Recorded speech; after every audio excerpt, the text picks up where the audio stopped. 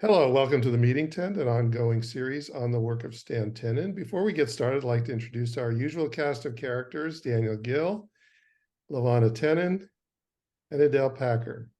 And unfortunately, Michael Andron is in the he's consumed by the jury process. He's in was selected for a jury, so he's deliberating today, so he couldn't make it. So we'll push on without him.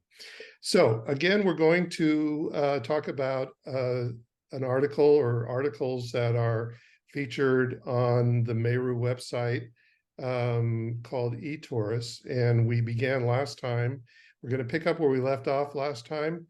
But I do want to show you how we got there. So now, so let's go to our website. And this is www.meru.org. And actually, let's take a quick look at this site. It's been a while since it's been updated, but it's still a lot of relevant. There's some great links here, and if you can see at the top, most of those links are available. If you scroll down, there's a link for a book. We've talked about the book a lot. It's almost as essential Stan Tenen, and this is a way of getting to it. The Meru video channel. Now, there's a little bit. I should say that these videos and this series are featured on 3 different sites, YouTube sites, and that is because over the years we just kept creating new ones. I should say I kept creating new ones. Don't ask me why, it just happened. So this Meru's video channel actually does lead to this series, as well as some of the programs that Stan did over the years. And here you see Matrix of Meaning, Alphabet in Our Hands, Part 1. First Light is an introduction to it's actually been changed to First Verse, but it's the same content. The Tree of Abraham is a animated version of one of Stan's posters. We showed the inverted T version of this idea last time. We'll show it again. Worth seeing. This is a what is? Oh, this was the book by. Yeah, this was a book by an associate and friend and associate of ours, edited by, let's see, which one is that? Linguistic Cosmology. Yeah. Oh no, Richard Amoroso. Yes, Richard Amoroso. Right. And this was published by a technical publishing company. And Stan was invited to contribute a chapter, and this chapter, Linguistic Cosmology, contains kind of the seeds of chapter 2 of our book. That was kind of our first attempt at presenting the heart of the work in a form that kind of progressed logically from idea to idea to idea. We're an interesting company. You can get the similar information with more detail in our book. So that's what complementarity of mind and body is about. Okay, and then so these are all links to different articles. Some of this is just old, obsolete. Our meetingtent.com website, we used to sell videotapes and DVDs of Stan's programs on that site. And it's due for a rehaul, which we're hoping to do soon. The blog, we just haven't been able to keep up on most of this stuff. Jewish Ring, I don't know if that is even still around. My website has changed also. Where is your website? Do we list your website on here? Indeed, on the right in the middle. Oh, the jewsmusic.com. Yeah. It's now danielgill.org. Okay. Oh, right. Well, Yeah, okay, Yeah, yeah, so that's yeah. fine. And yeah, now yeah. we have a volunteer who has been maintaining our website. Wow, Basically, when I ask her to do it, she's sweet. her plate is quite full, but I will ask her to change that. Sure, yeah. No, I just thought I'd mention it. It's no big deal. Take note of that, folks. Make sure you get Daniel that. Gill, one word, Yeah, .org. .org. Okay, Yeah. we'll put that up on the screen. Now, here is a very important part of this website is right here at the top right. We still take donations. We are a nonprofit, tax deductible donations are welcome. If you have the means and the ability, we certainly could use it. Um, uh, the activities now are mostly archival, which Lavana is leading. And our aim and our goal is to get all this material digitized so everybody has quick access to it, cross-referencing.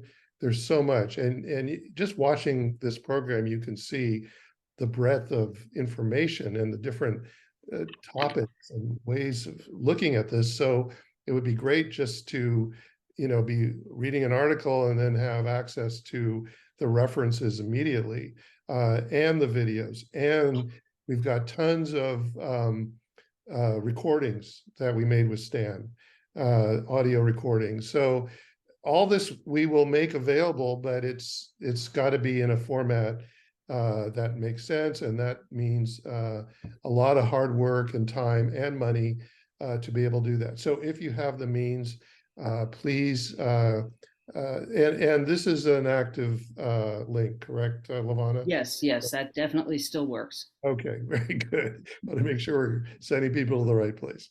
Okay, so we're going to this link here, newsletter archive, and that brings us to the eTaurus articles we talked about in our last episode. And we kind of left off in number 57. 57, correct. And there it is right there, the inverted T, unity, the inverted T.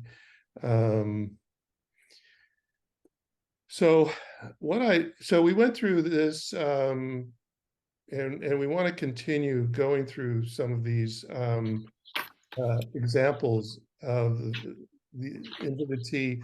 If you watched our last episode, and by the way, I have to mention one thing that I thought about. I know a lot of our audience is watching this on their phones, and so it might be difficult to go to this website and try to watch this at the same time. Although most of what we're doing is talking, so it doesn't matter. You don't have to see us. You just have to hear our voices. So it may be difficult to do both at the same time, but if you can, or you're on a computer, it might be easier. But definitely check this out when you can. But what I'd like to do is go to the end of this article and read what is written here at the end. This one paragraph, or I don't even need the whole thing, but I want to read this because this is the key to understanding this whole concept. To sum up, the inverted unit T is like a keystone. It abstracts the common meaning of many diverse complementary and reciprocal processes. Properly understood, the inverted unit T is neither the image nor the embodiment of a thing to be memorialized or admired like a standing stone, an ancient form of idolatry. Rather, it is a concise geometric metaphor for all processes that exhibit reciprocity and complementarity. As illustrated in the overview graphic at the beginning of this essay, it is based on the complements of a universal negentropic gradient of information / loving kindness, as above, so below, and the wheel of karma, what goes around comes around. I think that is the key to understanding Stan's work. The complementary and reciprocal processes. And that even goes back to the beginning of his discovery in Bereshit, in Genesis. And he spoke about it in the early videos in terms of understanding the letter Beit, the contrast between inside and outside. And he went into a lot of dialogue about that in terms of showing uh, the way the hand model came together, the light in the meeting tent. That was a symbol of that idea. But then later on, he came to realize that there was another way of showing that, illustrated by illustrating the golden rule, especially the Hermetic version of as above, so below. I mean, don't you agree, Lavana, that that was the underlying principle in this work in terms of those two elements? Uh, well, he came at it from several different directions. The metaphor, the geometric metaphor of the inverted T was specifically, he came to that when he was thinking about the contrast between all, everything, and the infinite pointing to, infinity, which is like infinite singularity. And the reference to, what does he call it here? The reference to the negentropic gradient of information loving kindness. I just want to explain that for people again. Negentropy is a technical term for something that reverses or goes against the natural flow of things to just gradually die down. So what it is like an injection of energy. And it's that, so what he's saying is that this reality is sustained by an injection of energy, loving kindness, creativity that comes from a source that is infinitely outside of our reality.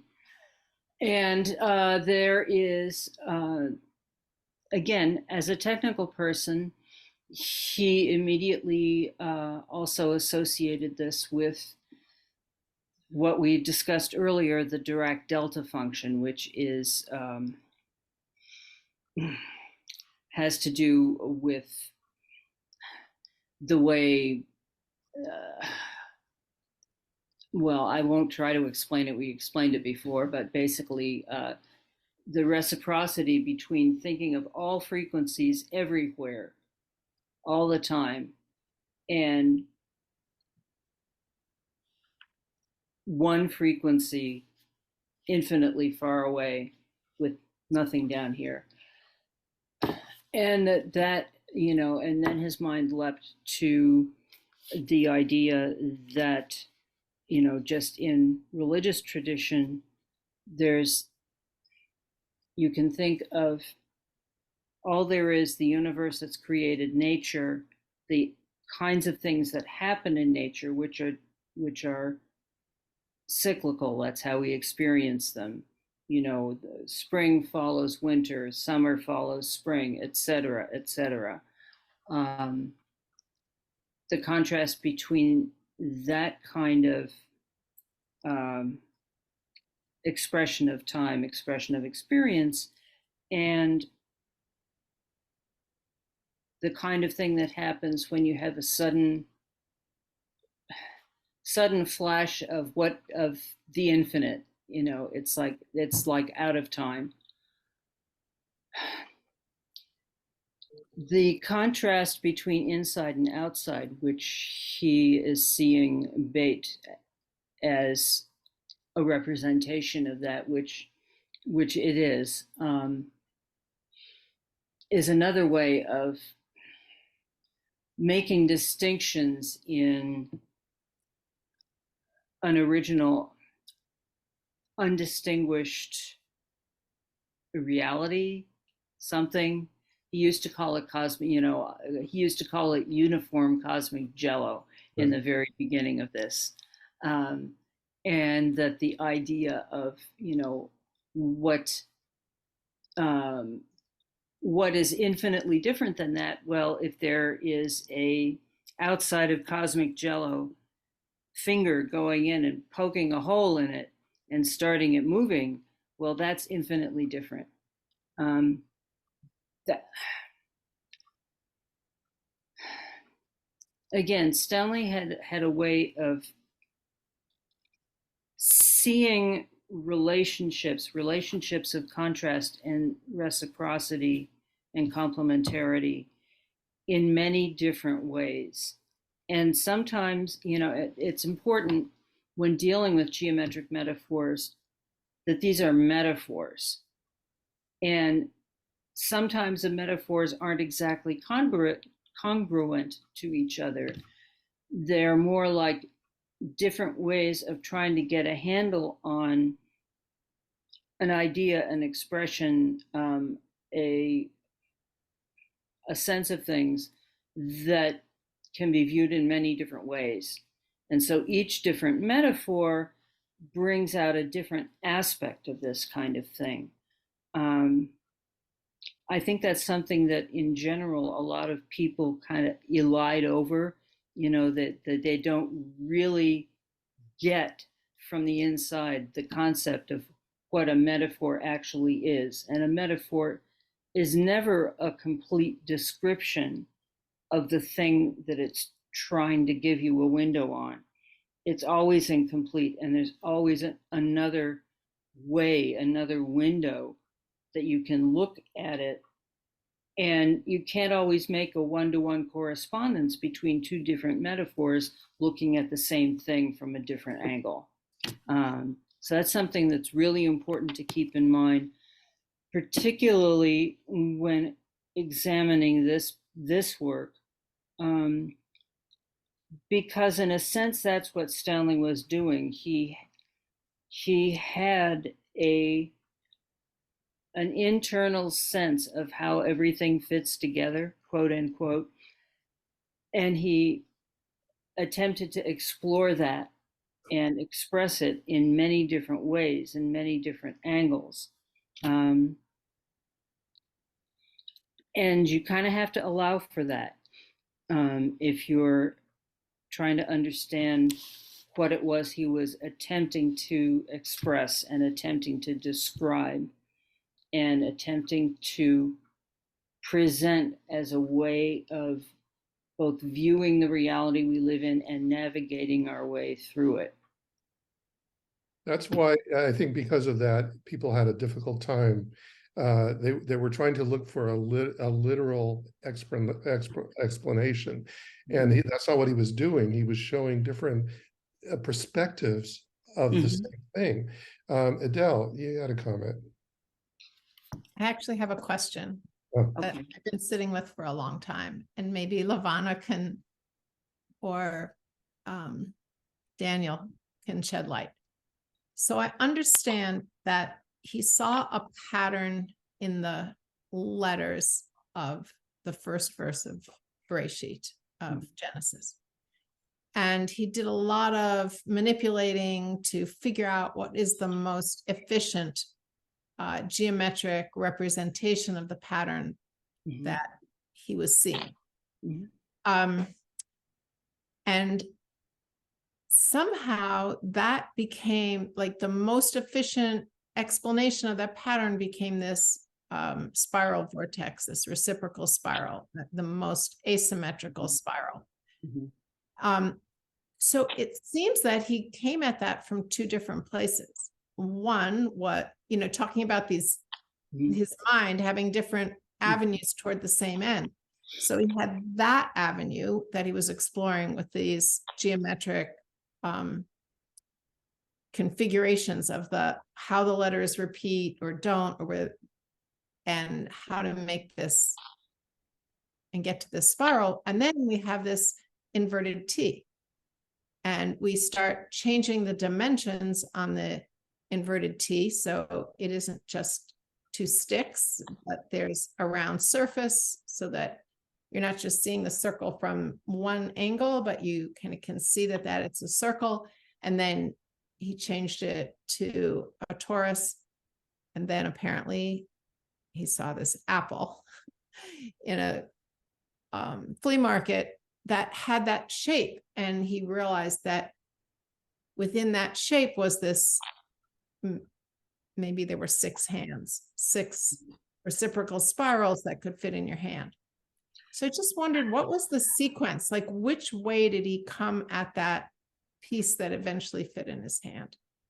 Or did it, was it? Several different ways. You know, the step that we maybe have not gone into, that was actually, you did very well with the sequence, but there actually is a missing step, which is what we call the Shushan flower.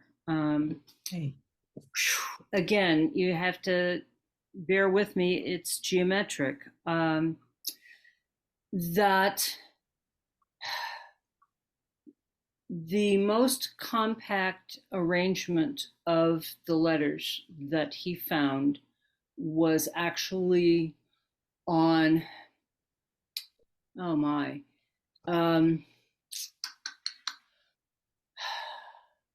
you have to go to a 3-dimensional version of it. Okay, and there are models that do that, and let me find a picture because I know we've shown it before. Okay, yeah, actually this is the right one. Okay, yes, that is the drawing that I'm looking at.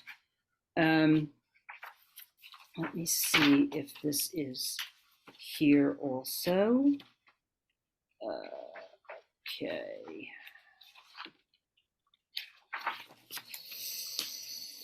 Yeah, you can see if you start with the bait, which is where it says begin head, and follow the arrows all the way around, you can see that that is actually the letters of the first verse of Genesis, of Bereshit, and that there are only 2 spaces which are not filled in. There is a system of which he had previously developed. Oh, 3 space. Oh, excuse me. There's 4 spaces. Sorry about that. 4, yeah. 4. There's a system which he had developed previously of grouping the letters into what he called symmetry groups, and we won't go into that at the moment. And you should note, as you get to the end of the, right, that's the last letter of the first verse. But in the middle, you will see another character which looks like an olive, which it is, but it's an olive that is made up of a bait on the top and a tzadi upside down on the bottom, which he called the beginning, the head and tail of the snake. He was interested in the fact that if you consider that as the origin of this multi-spiraled line figure, then that fulfills the idea that that the alphabet goes around circles. You know, the beginning. So it's the beginning is connected to its end. I can't remember the exact quote. I think it's from Sefer Yetzirah. Anyway, so that is a step between the vorticular hand model, seeing that how that became, how the autocorrelation became more compact, and this was as compact as he ever got it, since we don't necessarily have 4 and 5 dimensional models in this reality. That's the relationship of the spiral to the autocorrelation of the first verse. I have left out a lot of details in terms of how that autocorrelation was made, why the colors, why the color groups, and it's just too detailed to Right. I present remember here. there was like a Rubik's Cube, so the 27 forms could fit, and each one was given like a 001 and a 002. And Well, that's the Rubik's cube. did that also lead to the same geometric shape in the end as he Well, found the letters that were not in that sequence and saw a new pattern? That was Okay. used for organizing in terms of Yeah. seeing organization. He And was and also the three levels. yeah, that goes to the letter meanings. Well, these things really do connect, and I have to confess that I have not myself reviewed all of the details. I to be able to kind of explain them spontaneously, um, but they definitely connect. Yeah, sorry. And No, also, I mean it's a really good question, and you made me realize that we actually haven't emphasized that transition between going after, the seeing the vorticular model yes. and the autocorrelation of the first verse, but that figure that Bill just showed you is a really important connection. Yeah, we kind of covered it at the beginning when we started talking about this, but I think it's time to go back and review. Now that we've covered so many different aspects of this, including the letter meanings, I think now we can go back to the beginning and start all over, because that's what we keep needing to do. I know I do. And that's what he did. Yeah. And that's what he did, right. He, Now, the he other would thing, he would reread the book that we wrote, and say, I still learn something on every page. So yeah, so you've given me a spark of inspiration now how to proceed with this series.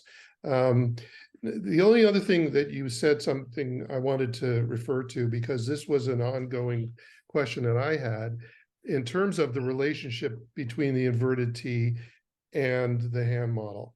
Because I asked him one time, and at his first reaction says, no, they're not related. And then he thought about it, and we've shown on this series, and in fact, one of the posters, how they are related. But it was at two different times, two different thought process. His concentration wasn't connecting those two. But if there's a kind of a goal for us, perhaps, is to explore that maybe in more detail and do it for him. like Yeah, I there always was- say, good questions were Yeah, something yeah. that you really Yeah. welcomed for exactly that reason. Daniel. Last thing I want to say, sorry Okay. about that, Right. is that he also remarked that it was like the fruit, the seed, and the fruit that produces the tree, that produces the seed, that the shape that produces the letters came from examining the pattern in the letters. Mhm. Yeah. And so it was that. I just wanted some clarification about Yeah, no, and we should. discovery, because it's remarkable that you have this shape in your hand and it can reproduce all those letters in your right eye, and someone looking sees it in the left. And did it come from that moment of seeing that torus shape of the apple, or did it come from reducing the shapes to have the most efficient shape? Yes. Yes, both of those things. Yes to both. Okay, I'll let someone else talk. Thank you so Well, much. Yeah, let's explore that. I'm really glad you brought that up, Idelle, and because if you're asking those questions, our audiences and many, many others are doing it. Doesn't matter. There's no such thing as repetition here. We can delve into these same ideas over and over again until we get that kind of spark of, oh yeah, that kind of clicks. Well, Daniel, I was going to ask you originally. I mean, definitely invite you to, share your views of what we just talked about. I'm sure you've been kind of mulling it over.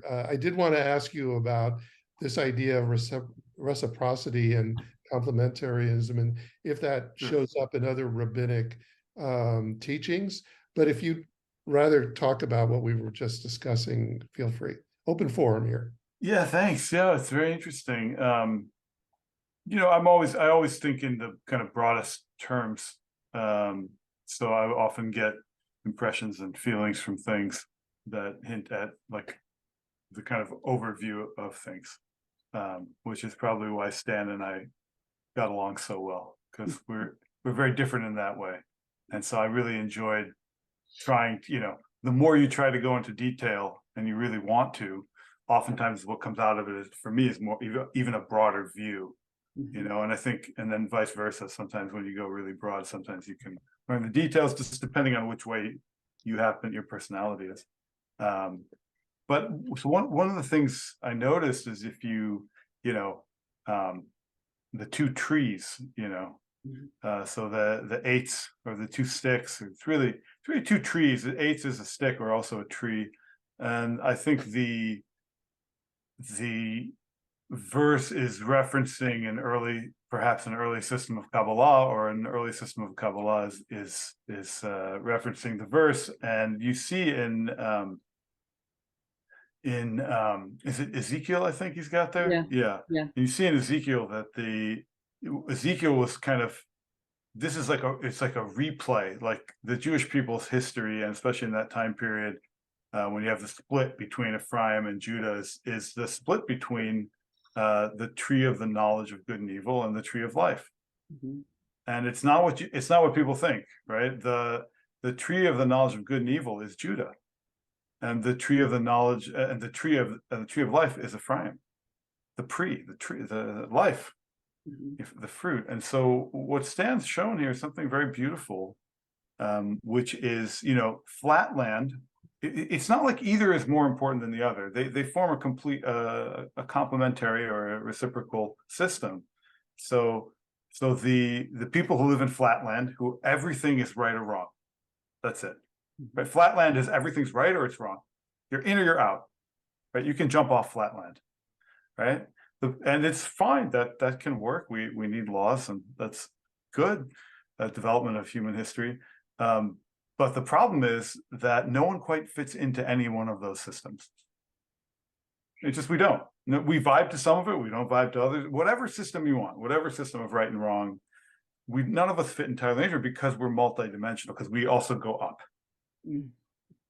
And so the beauty here was what occurred to me is that in a system of right and wrong, you're out. If you do something wrong, whatever the system, you're out. It's outside the system. You're separate, right? And so there's not really one God. If someone is out, right, then there's something separate. And once there's something separate, then it's not connected with God. Separateness, the world of separateness, and the world of an exclusive focus on right or wrong is idolatry, and the opposite is also true. A person who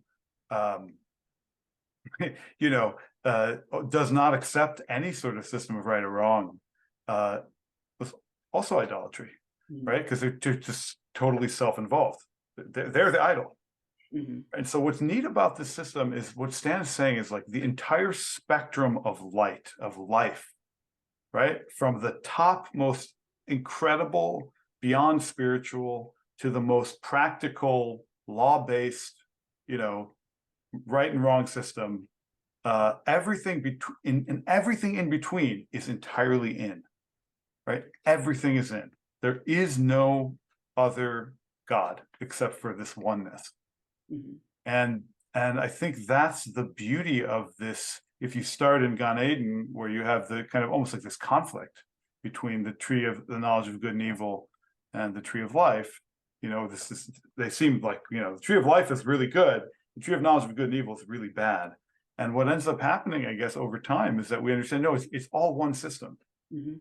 And the key is to find your place in the system, and to kind of keep moving upwards, or keep moving towards more of who you are, where you belong, and not to ever put anyone out, to never, because once you put someone outside, whatever perspective you're coming from, then you've made an idol, either out of the concept that you're worshiping, or out of the person or their actions. It's not denying right or wrong. It's just that the basis for the kind of destruction of the world, may God help us, is this ultimate fighting. Is war.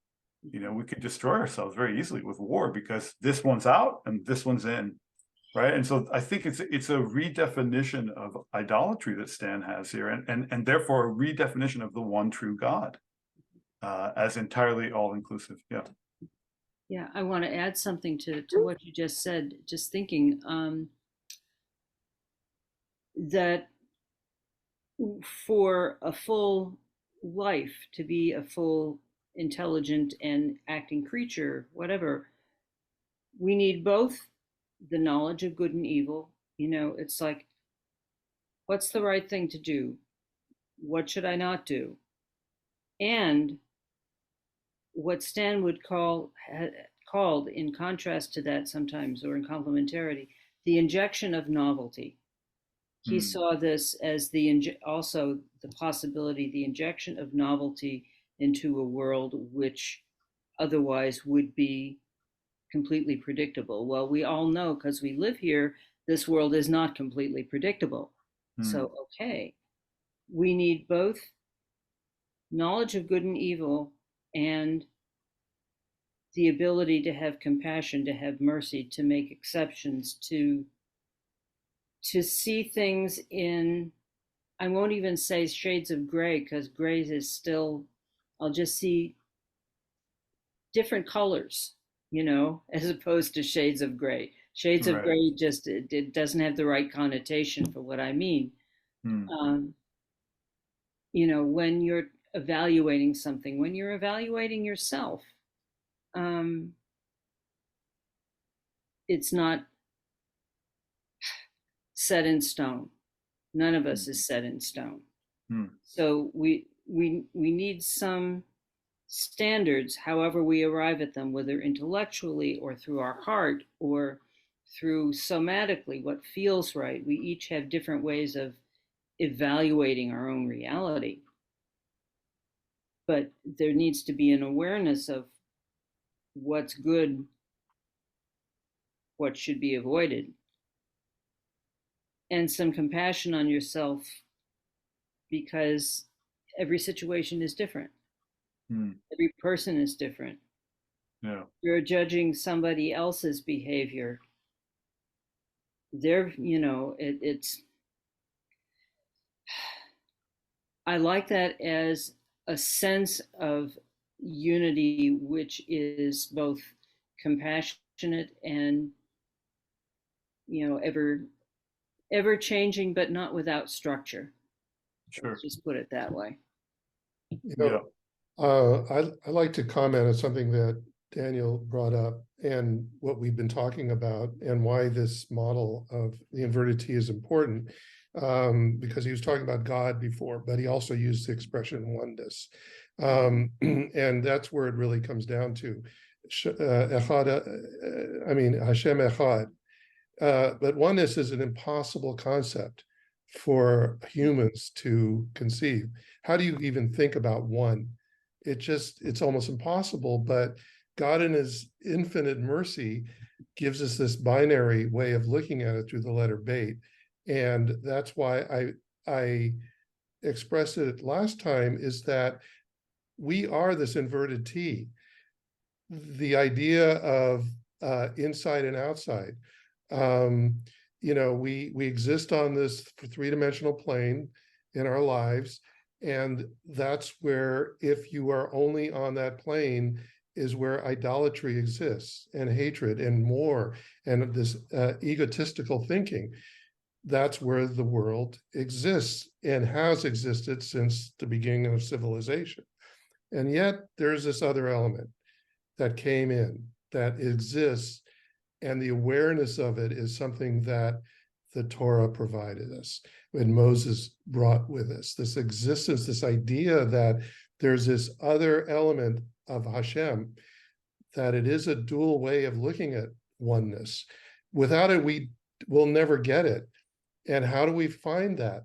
How do we find that oneness? How do we find that other internal aspect? Well, there's not a religious or spiritual discipline that does not stress meditation.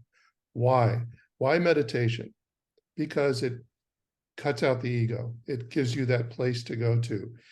And as artists, you express it in other ways in the physical world, through music, through dance, through painting. All those different elements of art are elements of expressing that connection between inside and outside, and the expression of oneness and all whole systems. That's why this model is so important. The hand model was initially, and still does, and that's why it's all connected. And that's the beauty of this work.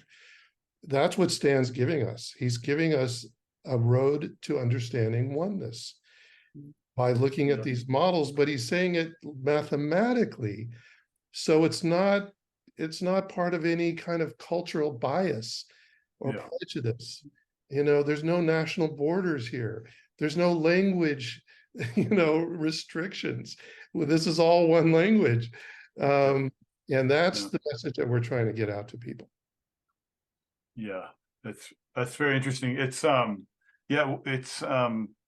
it's also like, it's neat, like how he frames it. You know what I mean? Like he's framed, like the way you say things, and the just like subtle changes in how you look at things can make all the difference.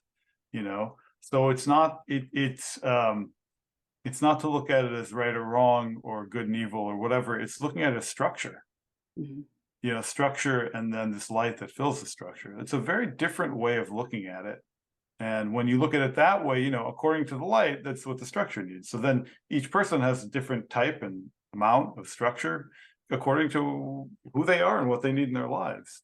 And so it kind of solves, I think it solves a lot of the paradoxes of the right and the left, or the religious and the non-religious in the case of Israel and what's going on there now.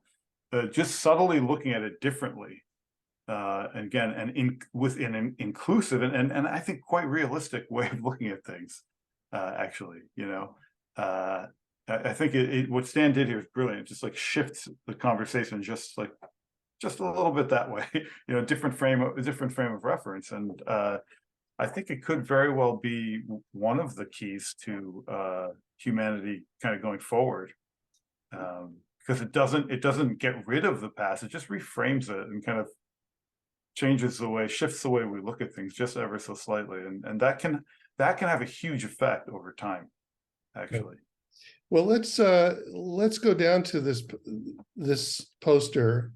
This kind of builds on what you just said on this, because you brought up Ezekiel before, and this is the quote from Ezekiel 37:15-23, tells us, and he's paraphrasing, when the stick or tree of Judah and the stick or tree of Ephraim are unified in the hand, that's when there will be peace in the land.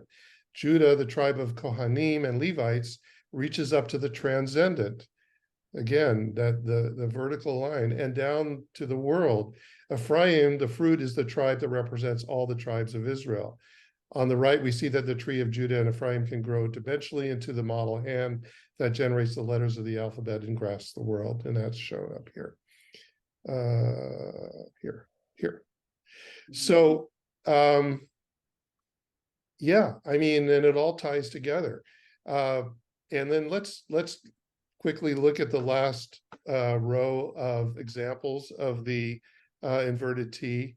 He's showing it in terms of wave function and particle complementarity. In terms of cosmology, the Big Bang and the Big Whimper. That's something we hear about a lot. For those interested in the physics, the spectrum and the delta function, as illustrated by Dirac. In science, the theory and the experiment.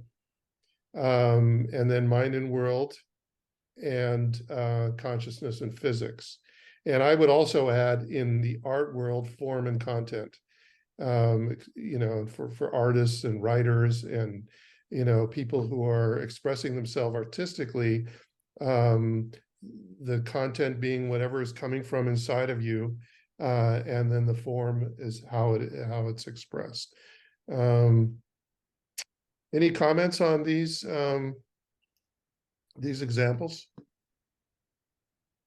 Yeah, I just wanted to say just how many ways we can look at this metaphor of the inverted T and just sort of shift a concept. And when you were saying like it's in us, you know, it's not only in us because we have lengthening and widening in our body and we have a spine and we have all the parts and lots of ways we could sort of embody the inverted T. But I was thinking more in terms of meditation when we can see our relationship to all that is, all the interconnectedness that there is in all of creation and all that humans have created and all that was gifted to this reality that we know. That is a sense of oneness, but it's the bottom line. It's the many, right? And then when we feel like we have some kind of singular conversation or knowing about oneness of God that's more vertical, more like a direct download. And there are moments when we have those, you know, creatively, we have those moments like Daniel described a piece that came to him basically all at once. All he had to do was tweak it a little. I've had poems that came to me that way and dances, but that's rare. Mostly you're following your curiosity and you're going through a long process of experimenting and putting some things aside and finding new information and researching. And that's like the multitude that's going to end up in some creative form. So that's how I'm kind of simplistic, but I feel like it's rich. Like what you just described is exactly what Stanley did. You know, exactly. But you see how the ego fights that idea? And the thing is that, and this is an interesting aspect also in terms of science and people who are engaged in science and medical science.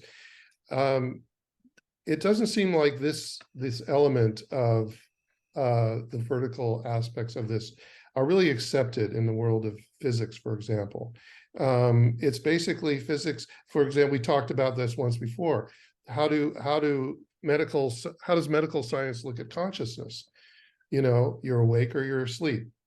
But this idea that we're talking about goes to another dimensional aspect of it, a higher dimensional view of consciousness residing within us.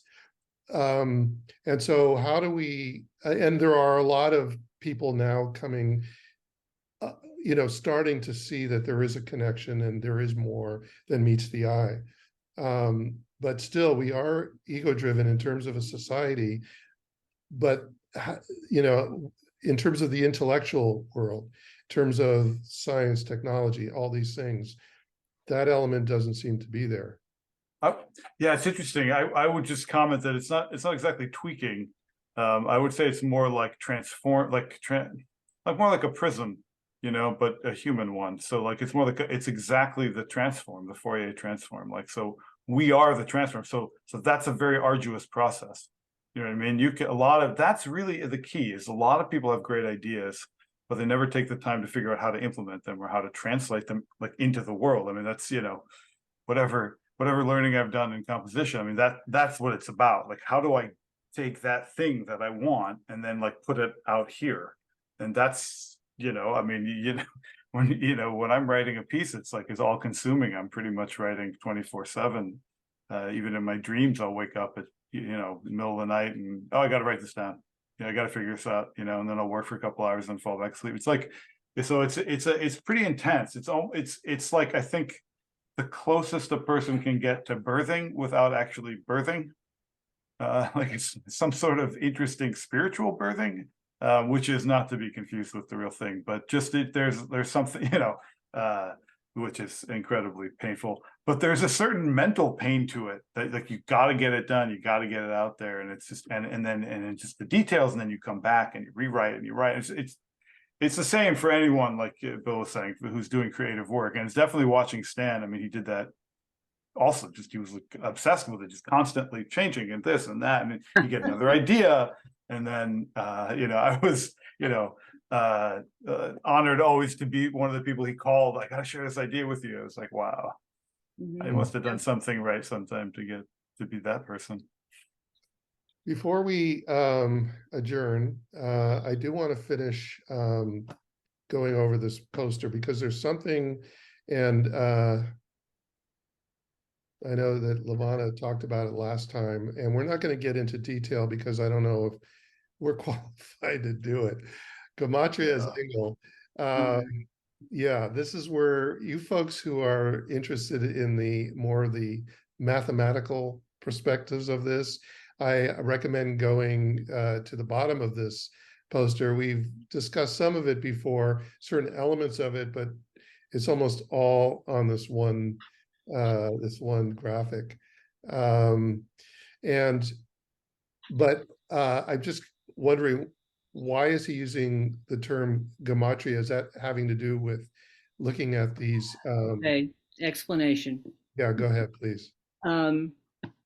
Yeah, just so that people know, in later versions of this poster, I mean, this particular version was done, 2005. Okay, in later versions of this poster, he did not use that as the title. He used various different titles to refer to different parts of it. He also broke the poster apart into several different posters, which, just glancing at it, you can see, like, OMG, he really had to do that. What he meant by the phrase gematria as angle, though, is interesting, certainly to me. When we first started this work, he basically stayed completely away from traditional gematria, because he didn't see any logical basis for it, and he could see how it could be used, and often, to his perception, was used to arbitrarily connect things that the speaker might want to connect anyway, and they'd find, ways to add up numbers as an excuse. Now, that's not quite how it's done or why, but this was like early on. What he did start to find, however, eventually he started to look at gematrias, which is, the numerical qualities of different words. Each Hebrew letter has a traditional number associated with it. And this is often used to interpret biblical portions. Anyway, he became curious, again, following curiosity, when he started noticing that there were certain types of gematrias, or certain ways with types of things being talked about, where he could go to his calculator and say, what's this number? What's this relationship?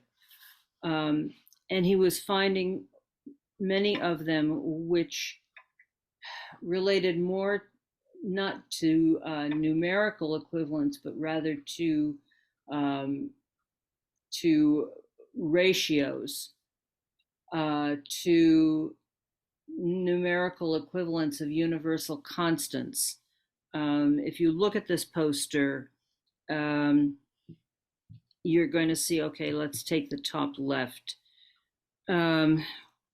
You see a line that says 167 over pi is approximately equal to 53.13 degrees.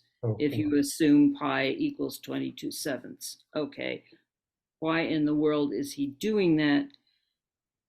It has to do with a particular line in the Tanya, which is one of the founding documents of Chabad Hasidism, where it talks about the sun whose body is finite and limited quantitatively being approximately 167 times the globe of the earth. And, well, A, it's not, and B, any scientifically educated person of that time, which would be around 1800, which the author of this text was, it was, they knew that wasn't the case. And so why is that line there? Well, what he then came to, the next little pink thing, it says the word globe cues us to divide by pi, basically because pi is an important aspect of any circular or spherical thing anywhere geometrically in this reality, just period. It's just part of it. Okay, divide by pi, 360 or 365.24. Let's see. Yeah, he discussed this on the video, A Prayer for Peace. Mhm. And he Which went might over. be an easier way to deal with this. But at Yeah. any rate, so what he mentally thought of this as gematria, as angle. In other words,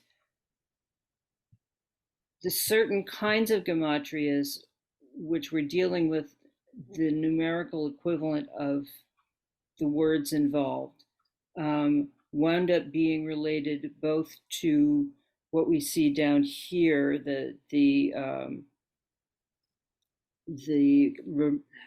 inverted T triangle and some of the angles of that.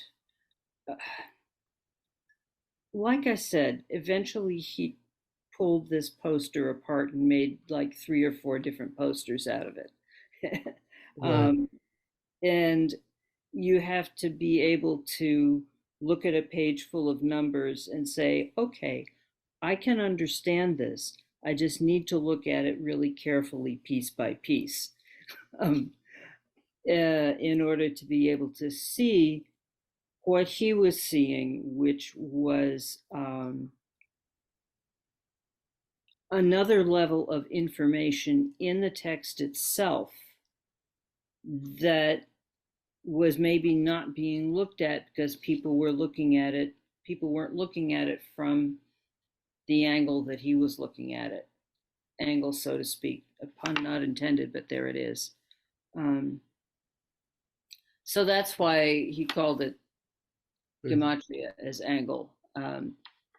Yeah, and we've kind of covered this poster in previous episodes, but there's no harm in repetition with this work. And we'll be talking about it again more, but I don't, I'm not qualified, and I don't know if any of us are qualified to really, but this work has been reviewed. We have testimonials from mathematicians who, not specifically to this poster, but has reviewed what Stan has done and had some, just glaring comments on his work. This particular poster, I mean, it's not even math; it's basically arithmetic. Okay, yeah. I mean, you can. I mean, you can follow it. If you're so inclined, you just kind of have to tell yourself, "I can get this. It's just numbers." That's right.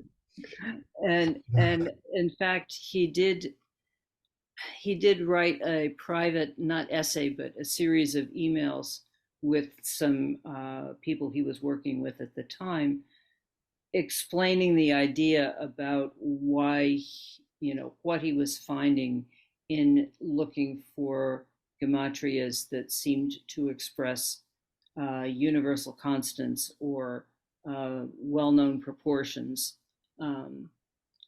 And so he did think it out, and he did write it down in the form of notes as to why he was doing this. And maybe someday we'll get the hold of those notes and we'll digitize them and we'll all have access to them. Goes back to the beginning. So we are now at a kind of a crossroads. This is our 40th episode of this program. And I think Idelle really brought up a really good point, because the questions she's asking, we've gone from here to here, but here is just as important as here. And so and we spent all that time going through each of the Hebrew letters and their meanings, and we've gone through the posters and we've gone through the articles. And so now we have, a little bit more knowledge than we did when we started this. And I think we may just not start all over, but be able to revisit some of the early ideas from a fresh perspective. Don't you agree? Yeah. Okay, so thanks for watching, folks, because and I know some of you are really hanging in there, and we really appreciate it. And we're going to keep at it.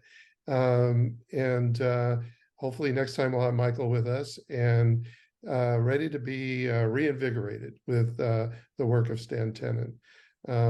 But for today, we'll have to say thanks for watching, and we'll see you next time. Take care.